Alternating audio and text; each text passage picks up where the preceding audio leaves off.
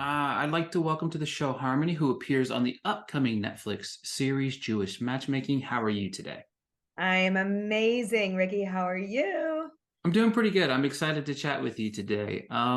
So Cool. obviously, right out the gate, for the audience, just like give everybody a little bit of understanding who Harmony is as a person.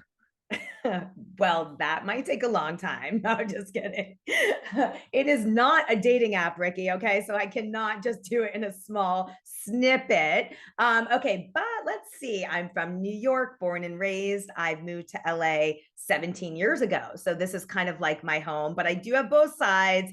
I'm a little bit city, I'm a little bit hippie, and I really love both sides. And I'm super outdoorsy. I teach a workout. Called Pound with Drumsticks. I love to spend time with family and friends. I own an event business called Pop Your Shop, and I do some fun events for brands that want to launch new products, and we create buzz around them. Yeah, and I really, and I have a dog, Clover, which is like my pride and joy. And I really just pride myself in my connections, my friendships, and meeting people. And I think that's my biggest thing. Oh, and then I'm also launching my podcast, Life with Harmony. And that's the biggest thing that has come, I guess, in the last year, because I've been working on such a big personal growth journey, as it probably unfolds a little bit in the show, as we all are, right? So this will be focused on personal growth and spirituality, mindset, health, and wellness. And it's kind of bringing in people and tools that I sought after as my own journey started to unfold. And every day I'm learning something new. And I just want to help inspire people to not only live their best life, but kind of break through the things that are holding them back, like me, which hence is why I went on the show. Exactly. Let's talk about you going on Jewish Matchmaking. How did it come about for you? Okay, well, I think I was so exhausted of these dating apps, Ricky, that I literally told everybody. And I'm not one to ask people to set me up. So that's the other thing. I was never asking. And then a friend, was like, I think you should talk to a matchmaker. And I'm like, I don't know if that's for me. And she was like, no, really. So I had a friend of a friend that just, we were dabbling with the idea, I'll say. And she said, I actually have a friend that I think that you should like speak to, that's said that this show is coming out. And I'm like, what? I don't want to do that. And she's like, no, I think this is your path. Like, you are someone that needs to put it all out there in order to find your person. So I just said, you know what? I'm just tired of doing things the same way and expecting a different result, which basically, as we know, is insanity. So I'm like, I'm going to go for it. And that's when I applied to the show. And honestly, my intention is I want to find my lifelong partner, and whatever I was doing was not working. So, what was it like meeting Aleeza for the first time? Literally, Aleeza, when she walked in that door, it was like sunshine and rainbows. And this is like how I am. My energy feeds off others' energy, and I can lift anybody up. But she was like next level. She's like, oh my God. I gave her a hug. I didn't even know if I could give her a hug at first. I just wanted to embrace her. She was like it felt like I've known her for years. That was the first thing. I also felt she was like a gift from God, like spiritually, because I haven't had someone that really saw me in a way when you're trying to connect somebody and find them their life partner. And this was like the first meeting, Ricky. I kid you not. Like, it was instantaneous connection. I felt like she was like the best friend that I was like waiting for. And it was almost, again, like the universe was like, here you go. And I'm not going to say I've never felt that with somebody, but it's rare that I feel that right off the bat. And that's the way I felt, like she was home. And I think I actually even say that in the show. She felt like home. Yeah, I think that's one of the things I loved about her is like the she listened, right? You know what I mean? I felt like, when she would meet with each of you, she would listen to what you wanted. Now, obviously she's crafting this perfect person from the words that are coming from you, and it doesn't come out exactly the way you want to on every scenario. So take me through, what's it like, was it like going on those dates, and what's something maybe you learned from some of the dates that better kind of helped your future of dating and stuff like that? Yes, I love that. So I think I always go into a date thinking a lot of things are going to happen on that date without even knowing what I'm talking about. Okay. Like the expectation, as you know, you just have one, it's human nature. And I think when I sat down with Aleeza, she said, okay, what if we let go of everything that you knew before? I'm like, okay, I don't know how to do that. I mean, hello, I'm 45 now, by the way, 45 years young. And I'm like, I've been dating my whole life. Well, clearly there's something to shift, right? So, what was interesting was when you say the things that you want out loud in a partner, and then you write them down, which by the way, I've done before, but not like the process that she took me through is called this soulmate clarity process, where you write down your top 10. First of all, Ricky, I couldn't even get to 10. I had like 50. And she's like, all right, Harmonie, we need to really dial this down. I'm like, okay, I don't know how to do that. So her process truly takes you through things that you can combine. Okay, can you compromise on this, live without this? So what really, I think, helped me in going on a date in the first place with this, like the suitors that she had for me, was I was more open. I was more open to the possibility of it could look different, but I'm also listening to what you want, and I'm going to give you what I think you're asking for, but just be open to it maybe looking like it's in a different package. And I think another thing I loved about you on the show was the fact that, she said go into these dates, don't do X, Y, and Z. And then he would walk into the dates and did the polar opposite. What were those conversations like after the dates with Aleeza? I don't even know. I don't even bring up the certain think conversations. You were, she said don't bring up X, Y, and Z. And then you you're brought up, right. yeah. So it was just kind of funny just to Yeah. see. Okay, so here's the thing about me. Also, another thing I should focus on the intro. It's like I don't really do well with rules. I never have. I'm an entrepreneur for a reason. I don't work for just one company because I just don't do rules well. So when Aleeza was saying, okay, but you know what? I hear you, but also are you open to trying something different? So she was saying like, okay, go on 5 dates, don't touch them. Again, as you could see, I'm sure in the show, I'm a pretty passionate person and want some passion. So this was a very difficult one for me, but I'm like, you know what? If she's saying this is kind of the way to explore a connection deeper, I'm going to listen. So I think I was more, maybe even though I did some things I probably did in the past, I think I was more cognizant of the choice that I made. So I'm like, oh, damn, I did that. Oh, Aleeza would say, Harmonie, but it's okay because it's like all of these moments where you're more self-aware. So I think the growth moment, back to your question, is I grew a lot from being aware of my behavior on the date. And I don't mean bad behavior. I just mean aware of, like, I was observing my own self on the date. Ricky, I don't think I've ever done that before. I'm like, ooh, just said that. Maybe that wasn't the best choice, but that's okay because I observed it and I will course correct. Yeah, I love that. It's about learning about yourself within this different journey that you're on. Was there any hesitations from you about going on to the show? There was a little bit, in the sense I was nervous to obviously put my whole self out there. 2 things. Number one, especially in LA, it's a little bit of an ageist, city, right? Like it's a lot of looks and all of that stuff. And I'm like, first I have to admit my age because I don't really say my age because, if people don't think you look it, you don't say it. So I said, if I'm going to go on this show, I'm going to own it all.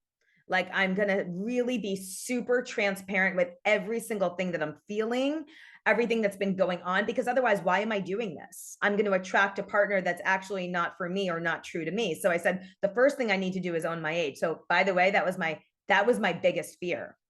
Who's going to want me at this age? Not that I'm not worthy, just like it's going to be a different category. And I'm really putting myself in a box. Can she have children at that age? I want a child. I'm 45. Yeah, maybe I have a few years to have a natural, but maybe it could look like a different scenario. So that was really vulnerable for me. And also, obviously getting judged or whatever that is. But my sole purpose to find my life partner, but to also inspire all of those humans out there that are looking for their person, that feel like it's not happening, and that we are living in an age of a swipe culture that does not work.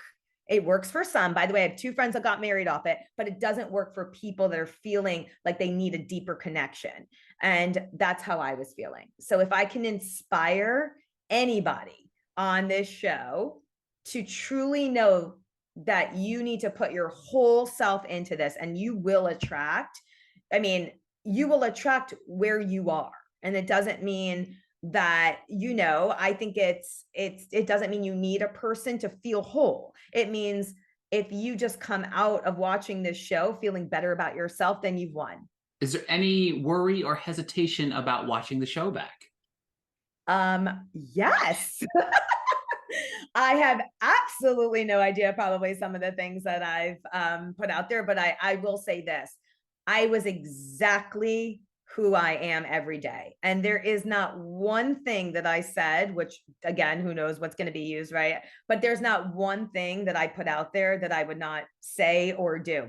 I mean, I am who I am every day with when I was talking to my friends or family on the show and then on the date.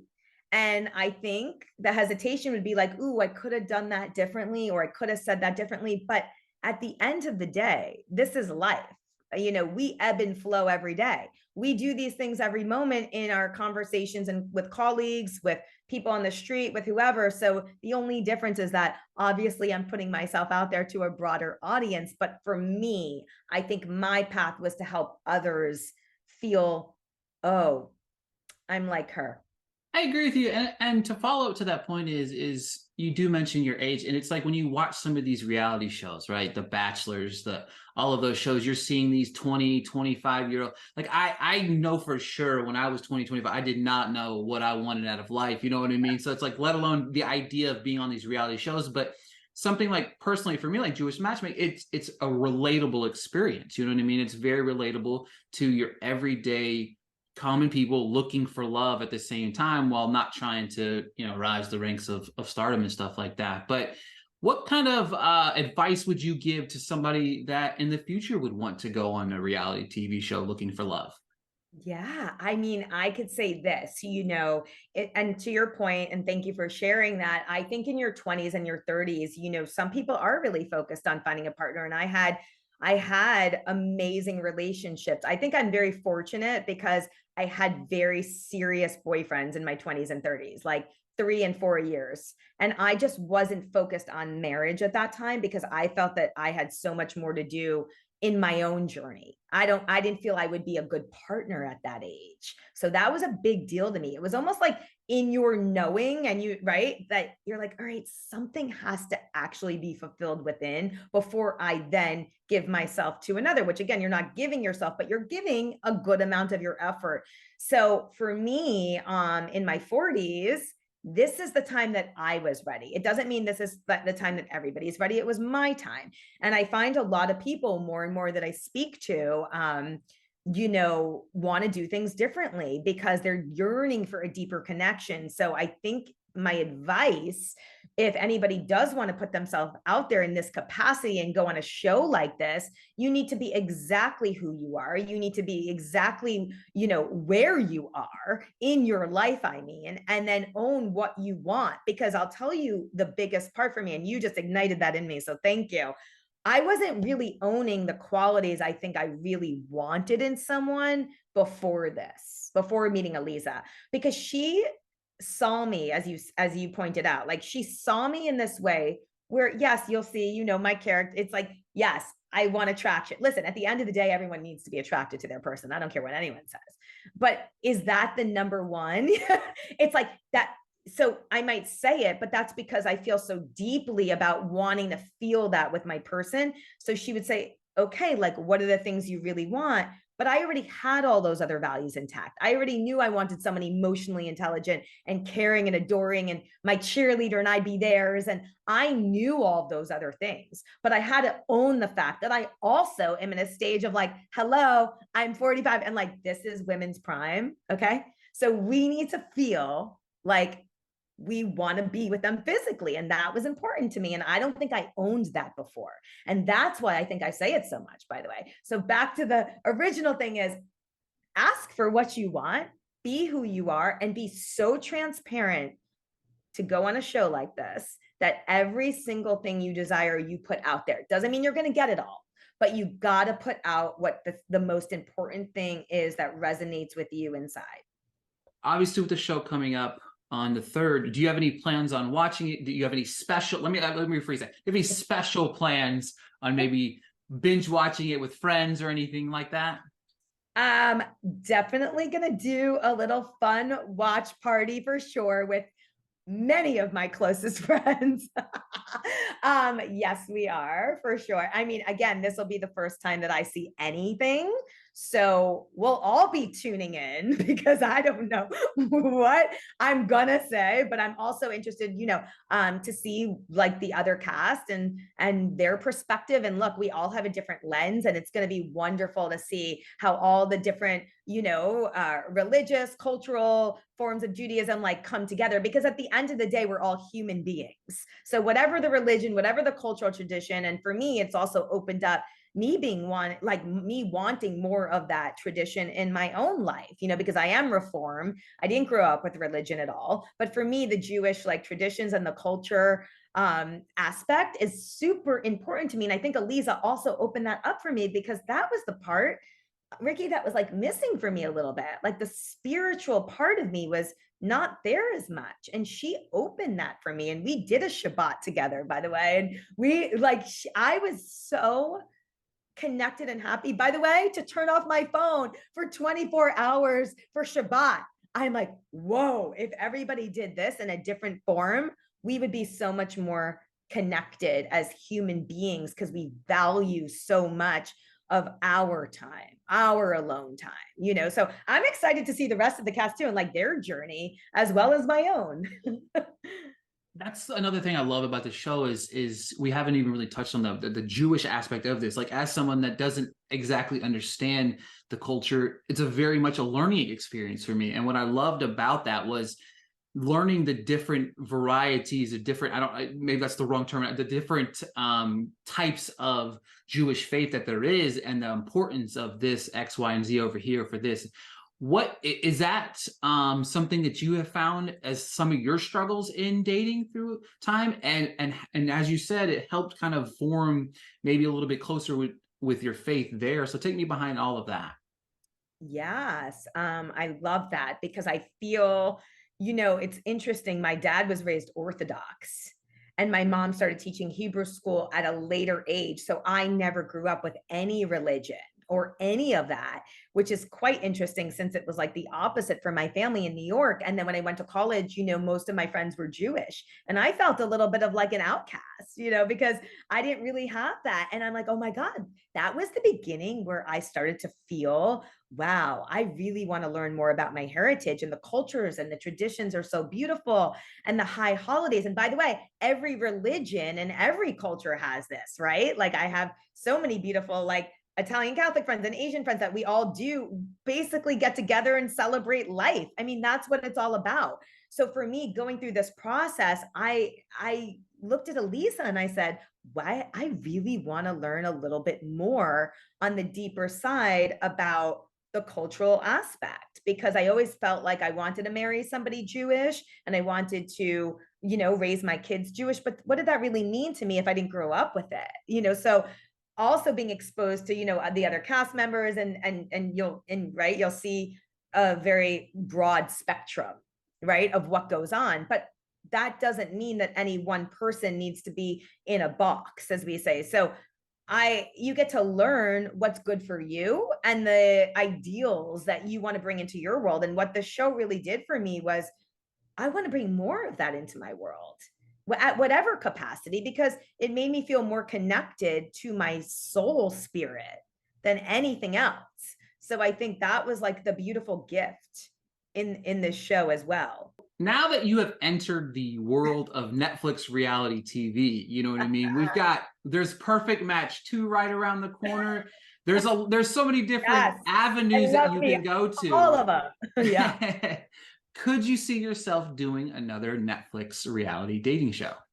Of course I could. I love them all. I love it. But you got to tune in to see what happens with my journey first. But for sure. I listen, at the end of the day, no matter what, I feel like I'm open to all the things because this opened up my heart in such a way where it made me look through a different lens. Like, why am I not doing all the things to, better myself? And again, that's what my podcast is all about. Like, you got to get out of your comfort zone and try all these things. It doesn't mean everybody has to go on TV, but if you find your wheelhouse, right, and you find something that you love and you feel good about, share your story. I mean, that's the whole thing. I think you got to share your gift and whatever you do with the world. And for me, I feel like it's my voice. I feel like I truly feel like I can inspire others because at home on their couch, Ricky, watching those Netflix shows, there is somebody that's like, I'm just like her, or there's somebody like, wow, I resonated with that part. Or another cast member, right? There's like, that's my story. And I think that's what these shows do so well, that no matter what your thoughts are on any of like, whatever the drum, whatever that may be, at the end of the day, you're watching for a reason. And the reason is because you see a part of yourself in somebody on that screen. Absolutely. That was one of the biggest reasons why I started this podcast that I started doing is showing the human element of these individuals that you see on on your TV. You know what I mean? Because not, we know editing and how you're on the show, but it's like understanding who that person is behind the TV screen. And I love understanding and learning about these people. So with that being said, before we go here, just plug away your podcast, your Instagrams, your whatever you want to, just let everybody know where they can find you online. First of all, I love that you're doing this, and congratulations to you, because it's really a big thing to kind of like pull back the sheets, as they say, and like get in there, because we are human beings and we want to be seen for all of our light and not just what's on there. But I have to say, like, I feel like I'm going to be portrayed exactly who I am. And to me, that's the best thing of being a part of the Netflix family now, because like I am who I am and they know it, right? So yes, you could find my podcast. I'm actually launching it at the end of the month. It's Life with Harmony, about bringing more harmony into your life. My Instagram is at Harmonie Krieger, and I will spell it because some people might do it with a Y, but it's HARMONIE KRIEGER, and it's just my full name. Also Instagram at Life with Harmony. And I use Harmonie Krieger for all of the things because that's my name. Exactly. It's simple and easy, right? Yes. And I hope it does, bring people joy. And that is really my intention with the podcast, with who I am, just in all my videos, or whatever it is that is really, I think, within you, just really focus on bringing that to fruition and really bringing yourself like the joy every day, because I think we're not playing enough in today's age. I think we're so focused on the things that we have to do and we should do, and that was me. But what are the things that bring you joy every day? Go out and play, like do the things that you loved as a little kid and do more of that. And For Ricky, sure. you're amazing, and thank you for bringing this to life, because I really truly enjoy that you are showing people the human side. Everybody knows that the cast members of all these shows are humans, but Yeah, they for only see sure. what they see. They only see what they see, and it's very easy to judge, and it's very easy to, criticize. But at the end of the day, you bringing this to light is so important, because I know that someone listening to your podcast is going to resonate with my story or somebody else's story. So amazing that you're doing this. Thank you.